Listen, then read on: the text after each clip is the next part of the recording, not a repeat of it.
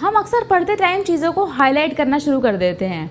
हम ऐसा सोचते हैं कि लास्ट टाइम हम खाली इन्हीं हाईलाइटेड पॉइंट्स को पढ़ लेंगे, बट एक्चुअल में जब हम उन इम्पॉर्टेंट पॉइंट्स को पढ़ते हैं तो हमें कुछ समझ नहीं आता।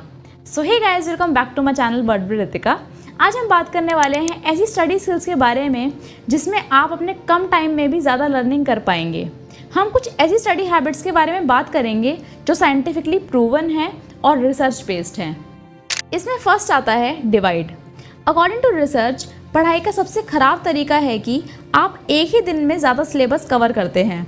विलियम्स कॉलेज के साइकोलॉजिस्ट नेट कॉर्नेल बताते हैं कि आपको अपने सिलेबस को प्रॉपरली डिवाइड करना चाहिए और हर एक डिवीज़न को एक सेशन में ख़त्म करना चाहिए। कॉर्नेल हमारी याददाश्त की तुलना एक बाल्टी के पानी के साथ करते हैं जो ऑलरेडी भरी हुई है और आप उसमें और पानी नहीं डाल सकते। इसी तरीके से आप अपने स्टडी सेशंस के बीच टाइम दें ताकि जो मटेरियल आपकी मेमोरी से ड्रिप आउट हो जाएं तो आप उन्हें नेक्स्ट सेशन में दोबारा रीलर्न कर सकें। सेकंड आता है स्टडी डीपर।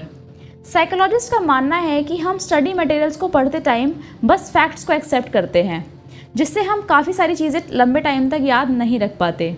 बट जब हम उसी स्टडी मटेरियल में से कैसे और क्यों जैसे सवालों के जवाब ढूंढने का ट्राई करते हैं तो हम चीज़ों को बेटर तरीके से याद रख पाते हैं। क्योंकि जब आप किसी मटेरियल में से ऐसे सवाल करते हैं कि ये कैसे हुआ, क्यों हुआ, तब हमारा माइंड सारी चीज़ों को लिंक करके एक नेटवर्क बना लेता है, जिससे आप एक ही टॉपिक से जुड़ी हुई सारी बातें याद रख पाते हैं। थर्ड आता है एक्सप्लेनेशन टेक्निक। जब भी आप पढ़ते हैं और किसी कंसेप्ट को लर्न करते हैं तो उसको इस तरीके से पढ़ें जैसे वो आपको किसी को समझाना है। उस टॉपिक को इस तरह समझें कि आप समझाते टाइम सामने वाले के सभी डाउट्स को क्लियर कर पाएँ। और अगर आप सच में किसी को वो टॉपिक समझाते हैं जो आपने रिसेंटली पढ़ा है तो आप देखेंगे कि आप उस कंसेप्ट को बहुत अच्छे से याद रख पाएंगे। फोर्थ आता है यूज़ पिक्चर्स। हमारी विजुअल मेमोरी स्ट्रॉन्गेस्ट मेमोरीज होती हैं, यानी जो विजुअल्स हम देखते हैं वो हम बहुत लंबे टाइम तक याद रख पाते हैं। इसीलिए पढ़ते टाइम आपके स्टडी मटेरियल में जो भी डायग्राम्स हैं या ग्राफ्स हैं उन पर अच्छे से फोकस करें। और अगर आपके स्टडी मटेरियल में पिक्चर्स नहीं हैं तो उन्हें अपने तरीके से क्रिएट करें। ऐसा करने से आप बहुत इजीली उस कंसेप्ट को समझ पाएंगे और लंबे टाइम तक मेमोराइज कर पाएंगे। फिफ्थ आता है do lot of practice.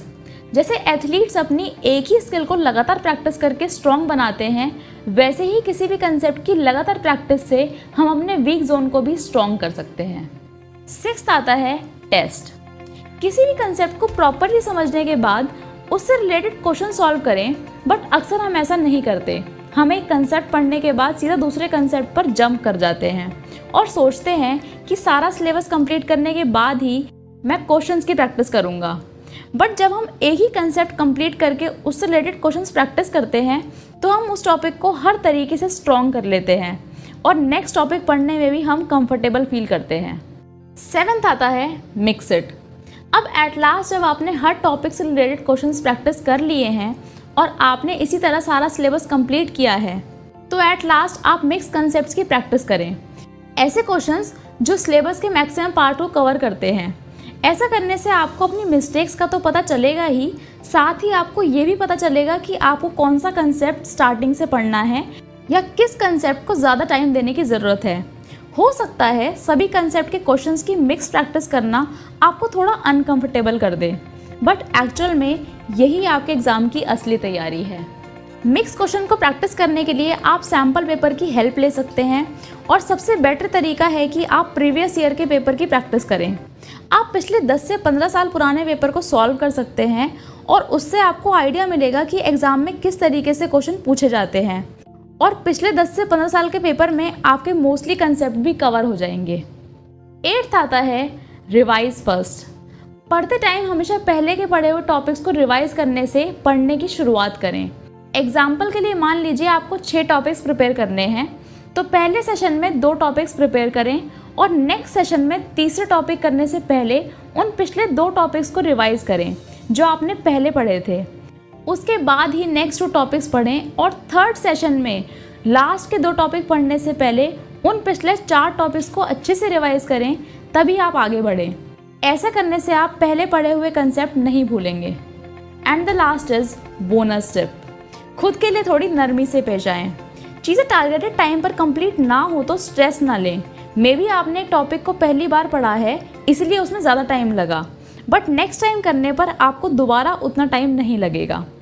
And the second is sleep properly. Syllabus complete करने के लिए नींद को कॉम्प्रोमाइज़ ना करना पड़े, इस तरीके से अपने स्केड्यूल को मैनेज करें।